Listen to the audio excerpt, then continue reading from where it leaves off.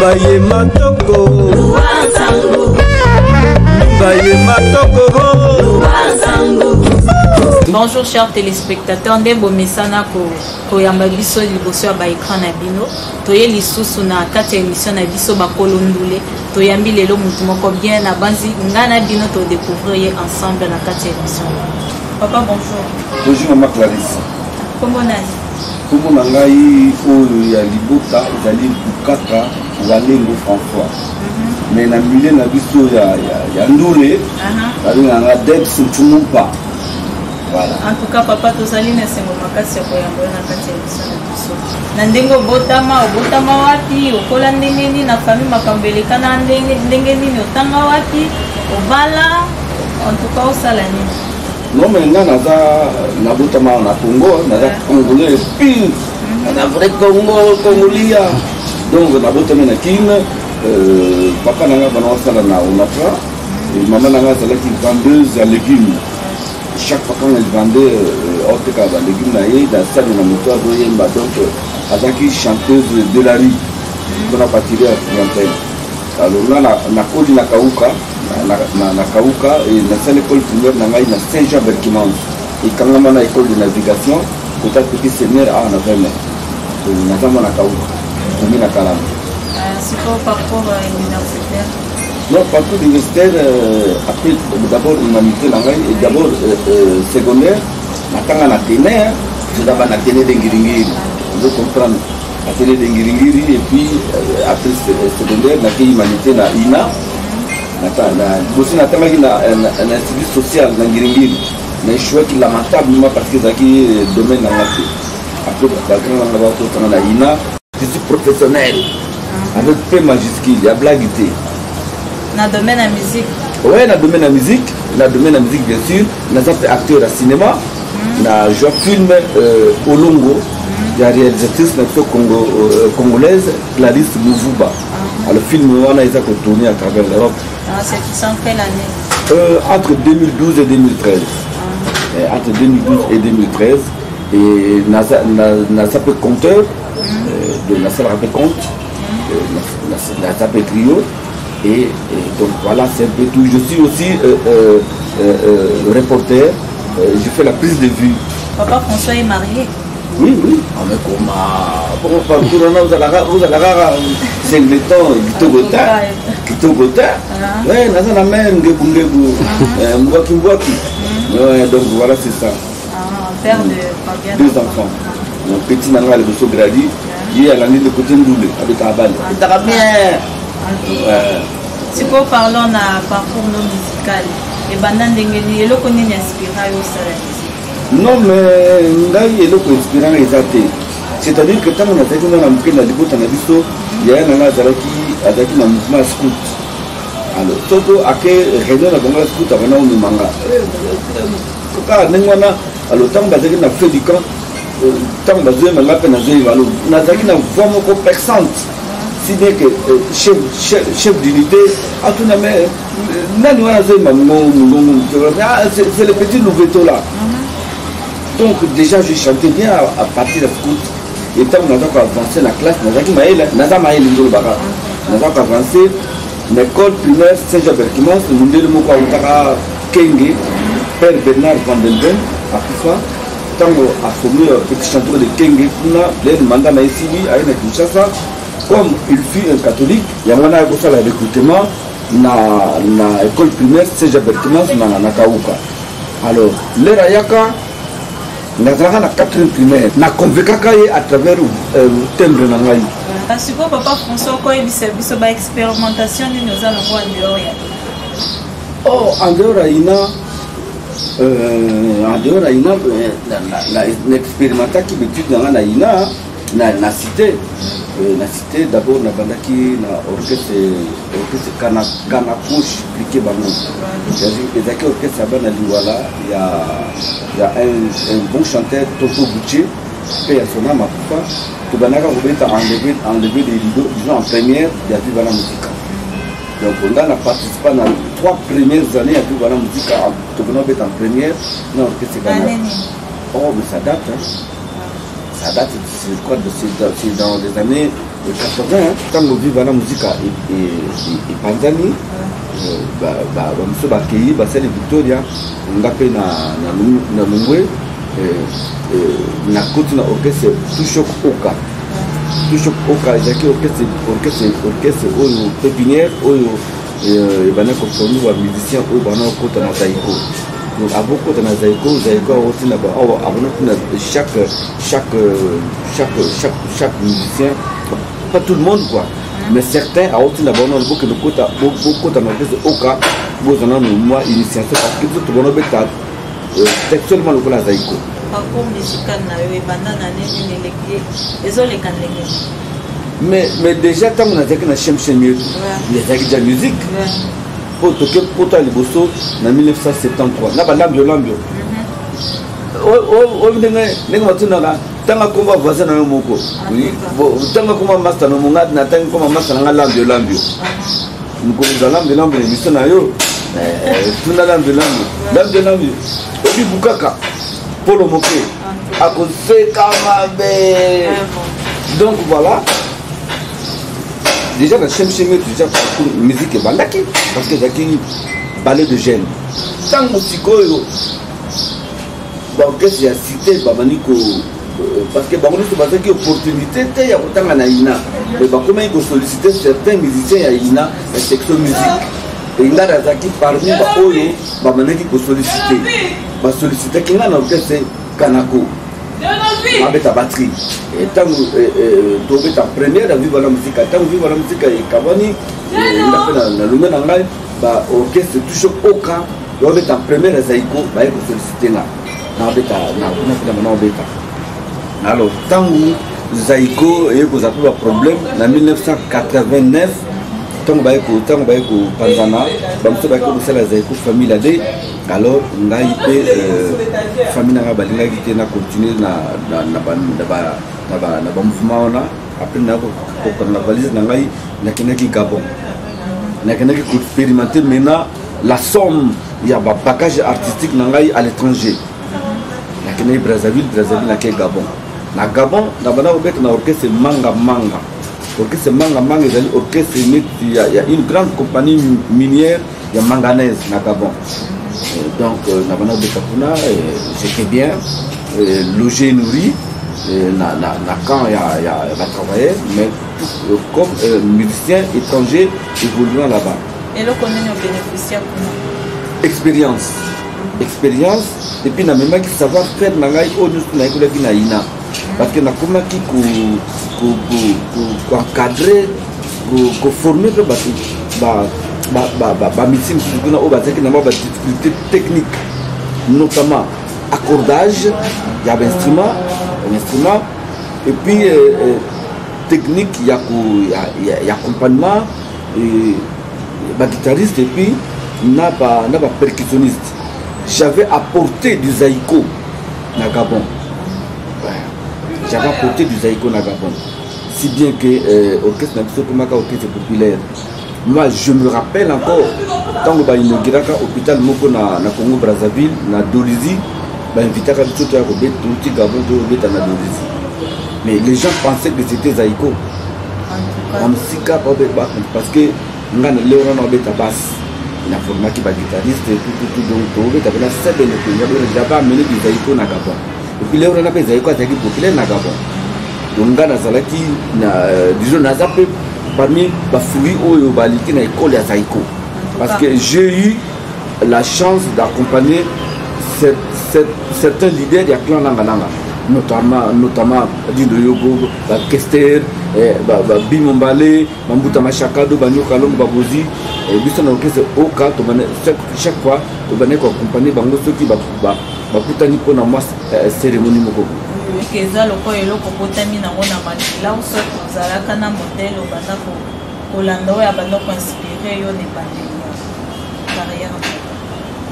Bon, ngai penza en tout cas ezadon ezapona nga musique ezadon ezateke na ngono ke na simanda ko moko kupona ke moyo kola kobeta guitare koyemba to kobeta ndamanza no ezadon alors tu as découvert qu'il y a un mondele Sangouana, catholique Père Bernard Vandendom, paix à son âme à Koufa. En tout cas, voilà, partant de cela, papa, au Bimisa déjà combien de clips? Bon, on a mis déjà 2 clips. Le premier clip, Boya, et puis le deuxième clip, Oyehuto Bima, après confinement, à Marseille, fait le bien. Tout le Bernard, nos premiers clips au lobby, comment on voit ça, clip Boya. Boya, ouais. Voilà, et puis maintenant, Boya est marqué entre 2012 et 2013. Donc, inspiration, on a bandaki na oka na 2012-2013, les bima ba moko. Non, oui, que n'engue biso ça la banzembo. Ils attendent sous événement moko oyo viva 2, 3 ans, 4 ans passés. Mais comme vous avez une opportunité, il y a que mettre sur en pratique sur le son. Donc voilà, ils ont ma camote oyo viva. Si je comprends bien, au Salaki en gros juste après tournage du film maintenant Madame Clarisse. Oui. D'ailleurs, ce qui Madame Clarisse Mouvuba a pris comme acteur principal, c'est parce que à mon avis clip n'a pas Boya. Parce que dans le film il y a Madame Clarisse Mouvuba, ils allaient filmer Moko. Il y a histoire, il y a un griot à Messana pour agrémenter beaucoup de cérémonies à travers sa ville ou son pays. En tout cas, il est populaire. Matanga, mariage, anniversaire, alors maintenant, cet artiste a dit, oh, mais il n'a pas de Sakabatu. Est-ce que mon colonel a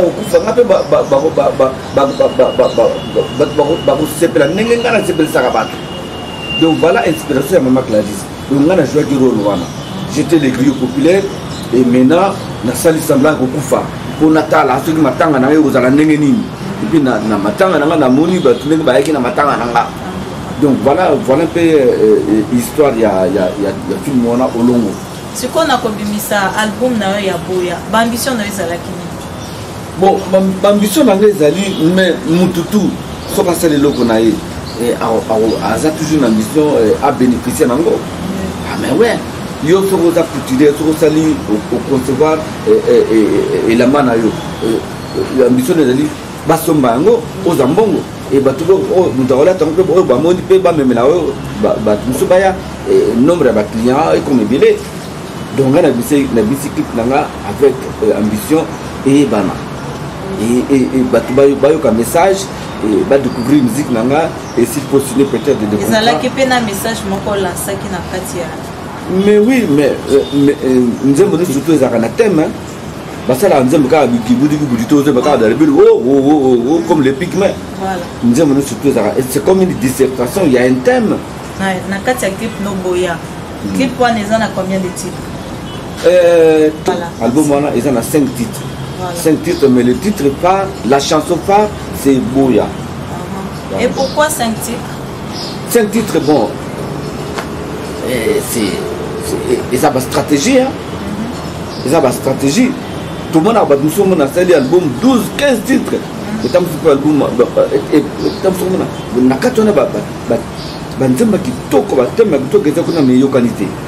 parce qu'il a un peu exagéré, 15 titres, 20 titres. Incognito. Donc, on a 5 titres, c'est voulu pour permettre na moto ya kosombango azwa temps ya koyoka les 5 titres et puis nga naza artiste moko auteur compositeur arrangeur moko on a respecté la norme internationale. Banzemo nanga jamais le cas 5 minutes, banzemo nanga jamais le cas, rarement le cas 4 minutes quelques.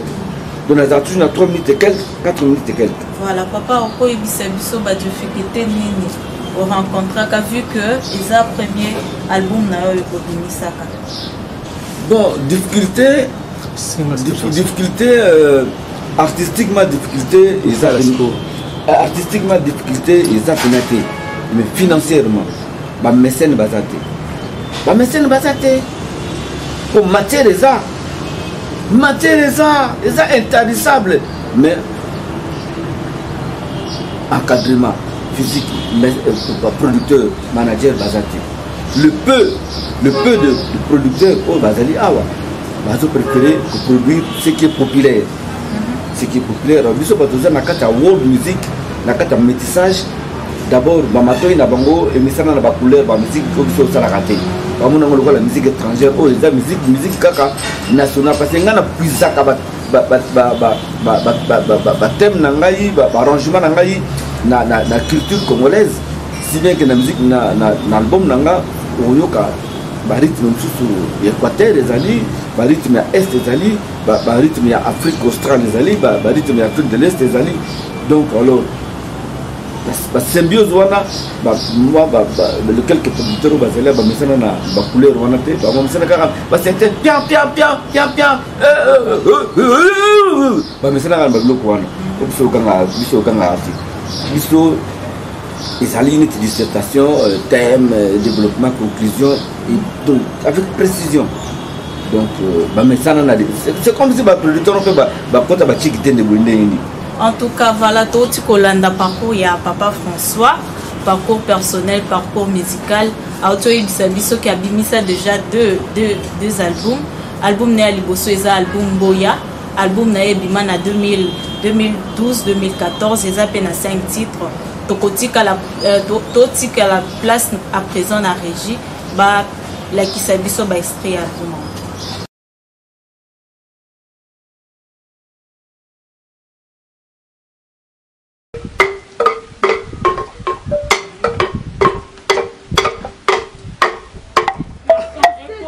Frank, na tu veux me faire ce moment. Zonga nanda.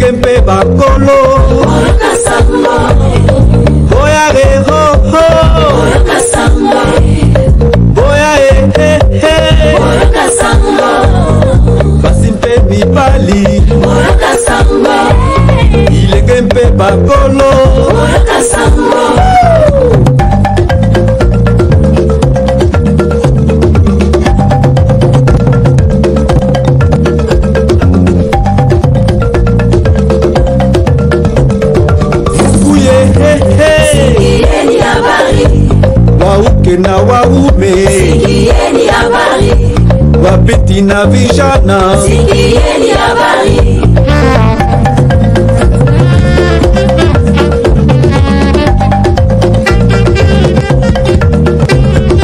Miseno Luazangu Paketo ye babakala Luazangu Baye matoko Luazangu Baye matoko Luazangu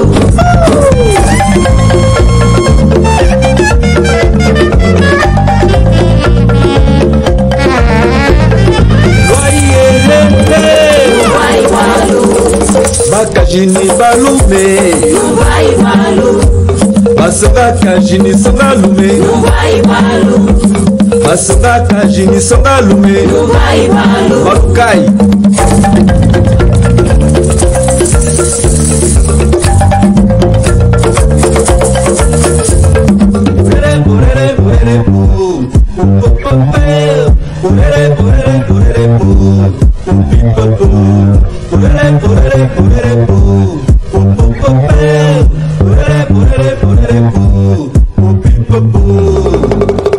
Mokili na biso ezalaka boye tere Mokili na biso ezalaka boye tere Ona nini patorogo Bakuma koinana Ona nini patorogo Bakuma kusana mpona nini batororo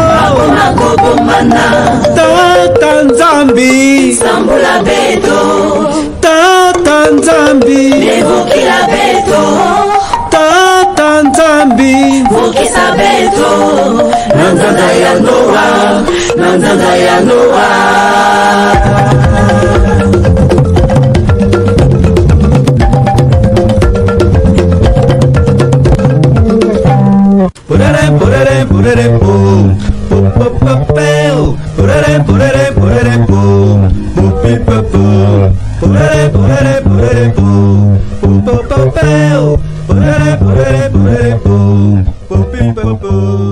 Tozongi okolobela biso concernant deuxième album.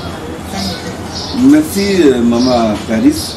Deuxième album nangai avant Ebima na oteki na nous signé contrat moko signé qui na ba japonais na film Seiko. Depuis le Japon ba sélectionné qui ngai Papa Wemba na wa son.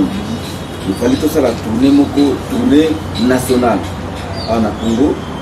Bayaki to signé ba contrat na ça na contrat na ngati lelo. Il fallait que ça la tournée na Congo pour ça la marketing. Il y a une série, montre, il y a une nouvelle technologie à Seiko.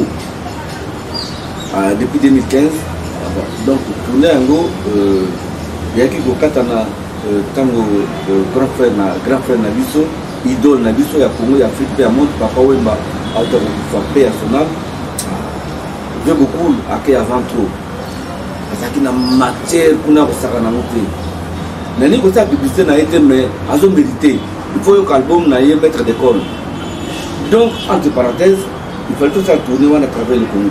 Tourner tant que papa il m'a fait, alors tourner Katanex. Mais, c'est que tourner Moko, c'est que parmi les meilleurs contrats, Oyo, papa il m'a raté, mais même Oyo, on a peine à signer. C'est que contrat Moko costaud. C'est ça qui va bloquer Belé. Alors, de notre contrat avec Katanaki. C'est la vie continue. L'archive des alliés, la référence des alliés, peut-être un jour, les Japonais n'ont pas besoin de. Donc, après, tant qu'on a eu ça tourné dans la photo, tourné il y a 3 ans, de 2014 à 2016, avec le spectacle Coup Fatal, qui a été sponsorisé par 2 maisons en Belgique, le théâtre royal belge, le ballet CDLAB, toujours en Belgique, na Gand. Donc on a aussi tourné en 2016, fin 2016. Alors, il y a Vanessa qui a préparé deuxième album Nangaï, Fais le bien. Et là, on est inspiré pour faire ce combat, on a fait le bien. Fais le bien. Fais le bien en français. Nalingala ingolba, sala malam, sala bolam. Est-ce que c'est malam? Est-ce que ça m'a dit? Sala malam, soza nango kabola. Sala malam, sal samunina, sal sapato. Donc la monique est tamboleli. Namboka na biso ya bato, izo tambola mapena malamu te. Pona ko sal ko bikisa moto, pona ko sala malamu. Bato bazo kanga mitema lokola kaina lokola mitema ya lion lokola mitema ya ngando. Mais non, biso ba militaire ezaka ka tozo mbaka bolingo na lingi yo zali ki otamba la lokola mami wata. Non, il faut tout ya bato, faut tout bongo la ko bato mitema. Ezaka ta musique religieuse ko ka musique religieuse. Musique religieuse musupe bazana enseignement na bango pe ya marque na bango biso pe batuza na world music to te ya kape yango wana ndo senga na bato bayoka fait le bien sala malamu respecter moninga omoni moto moninga na pasi bikisa ye salisa ye oyebi te nini oyo koyela yo nga na sali pratiquement tour de l'Europe na sali tour de l'Europe na musique parce que na bandaka kosala malamu et puis nzambe afuti ngai et puis babenga ngai na téléphone na kota demande te na zé exemple na ngai moko fais le bien na kenda Chine festival na Chine na 2004 babenga ngai na téléphone Parce que j'ai toujours fait le bien. Mais c'est toujours madame. Je ne suis pas sain. Mais en tout cas, je m'arrange à être correct dans la vie. Mais sois correct. Ça te coûte quoi? Tu auras les bénédictions sans le savoir. Je fais le tour de l'Europe. Je suis allé même en Asie pour jouer la musique. Je suis allé téléphone. Et j'ai bénéficié de ces fruits. J'ai bénéficié parce que j'ai toujours eu à faire le bien. Et je respecte mon prochain. Moi, c'est mon bal. Tout. Et en réponse, voilà papa, album fait le bien. Et ça, on a 4 studio bien. Combien déjà? Bon, album fait le bien. La banane qu'on a 2018. Quand on est dans Zoloba, mécène basate, il faut perso. Quand on a une Nazumanda Mamongo, na foutu ingénieur du son. Nazumanda Mamongo, na mimi ba musicien. Nazumanda Mamongo, Karabuke Muke. Alors il fallait s'il en a 2019. Alors tant Covid-19 et Ekobanda, il y a un studio et ils allaient enregistrer, ils allaient arrêter momentanément. Mais j'ai eu la chance parce que fait le bien, ils allaient déjà prémixé. Tant on a écouté un camarade dans le français. Monsieur Antoine Frère azaki na Kinawa azaki kutana na Paris na mission humanitaire il faut réaliser clip avant la France. Il y a moyen de réaliser clip on a saper. Voilà encore une innovation. Ba clip na biso na Congo to bisana kaka komona kaka kubuka loketo pour l'exabattement boumou, pour l'exabattement postérieur. Ah mais non, la mise en scène est belée, fait le bien. Boutalango, on a réalisé, on a sapé, il y a cours de grandes nouvelles visions. Avec le président Tondolo, avec Sissimanto, avec Bimumbale, la Bangotou, le sénateur. Au monde a que oui, c'est le beau, c'est l'agréable. Au gros talent même 5 va dire quoi pour les mater parce que c'est beau, c'est agréable. Au monde va s'appeler bien habillé, les blancs à cher, musique peut kitoko et le thème. Donc voilà c'est ça. Voilà papa quoi il s'abisso par rapport il y a évolution tant aux autres là album no aliboso na oya ni bali évolution ni nos hommes na katu bien au réchité le souci. Évolution artistiquement évolution ils allaient parce que premier album pour qu'on a deuxième album et pour qu'on a troisième album artistiquement l'évolution ils allaient changement ils allaient mais sur le plan promotion les poteaux on a évolution financièrement ba moyens allaient ba mécène bazati ba manager bazati tout non ça les gens. Voilà, Toti Kolanda, papa, ça na deuxième album, ils ont un studio, ils ont album Sala Bola, mon français, il y a Koloba fait le bien en tout cas, na tikeli espace na régie, bala qui s'habille sur ça.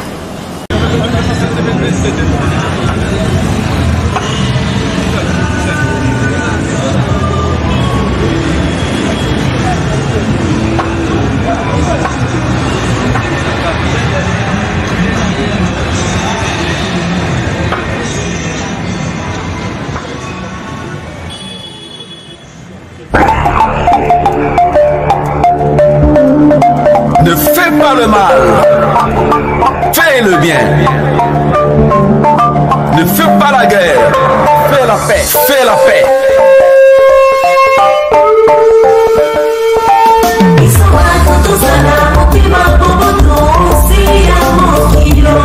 Totika bitumba tozala na kimia okata bikolo na biso.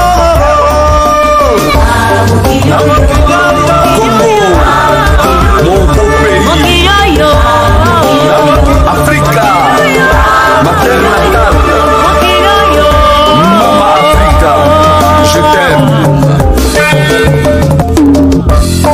Fixe G, yeah. Fais le bien, fais le bien.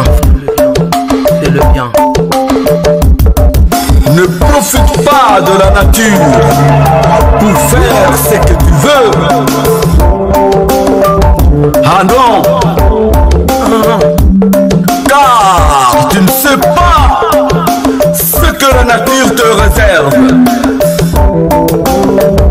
Beaucoup ont vanté leur beauté, argent ainsi que bien matériel, mais ils n'en ont pas profité. Maladie, prison, finalement pauvreté ont été leurs bénéfices. J'écoute.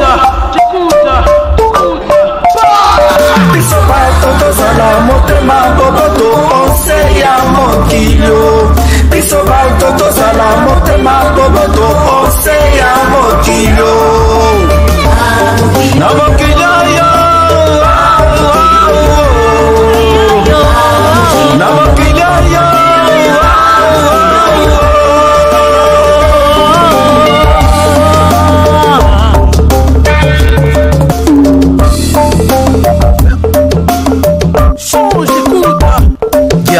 Quand un oiseau est vivant, il mange les insectes. À sa mort, frère, les fourmis le mangent aussi. Le temps et les circonstances peuvent changer à tout moment. Laisse faire. Évite de sous-estimer cher, évite de blesser, évite de négliger très cher. Car tu sais, on est peut-être puissant, mais les temps restent plus puissants que tous. N'oublie pas, fais le bien, frère.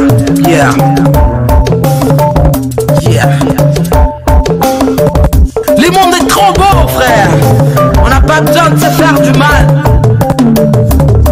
Sois béni. Tu sais, un peu d'amour fait du bien, Tu dis quoi? Il est temps qu'on arrête des conneries, des bêtises, en mettant un peu de l'intelligence dans nos actes. Un peu d'amour, quoi. Papa François tozongeli Oui, maman. pana yo kwa elisa biso spécialité na yo eza nini na kati ya muziki? Ngai nazali musicien instrumentiste. Parce que confusion c'est trop na kin, hein. Confusion c'est trop na kin.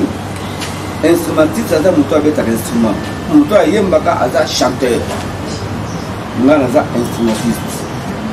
Na beta na ina na yekoli contrebasse classique. Oyo la kamuni babeta mo telema.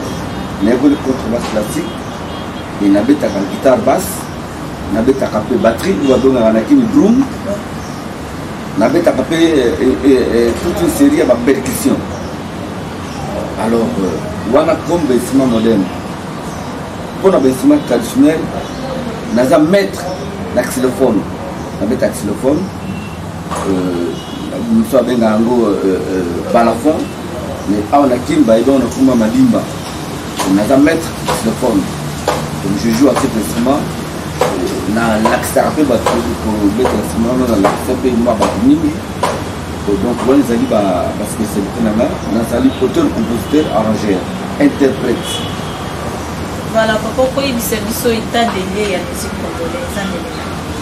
Oh mais là on a comprendre de terre. Dans un laps de temps, d'abord ça me fait très mal de perdre l'idée. L'idée que la vision de l'ouverture de la musique congolaise. Tout ce que fait la parole, tout ce que fait la Dilou, tout ce que fait la Pépé Calais, tout ce que fait la Christelle, tout le gars là. On a des mauvais signes. Donc, depuis un certain temps, Nazako Yoka, musique na biso ya Congo, non, tout ça na statu quo, tout ça ici comme ça. Nous avons une émission na biso to yambaki lelo Papa François aza expert na kati ya makambo ya musique, to découvrir ensemble parcours na ye ndenge ezali. Restez toujours branchés na chaîne na bino, ezalaki émission Tolobela Ndule. Lubaye matoko, Lubaye matoko.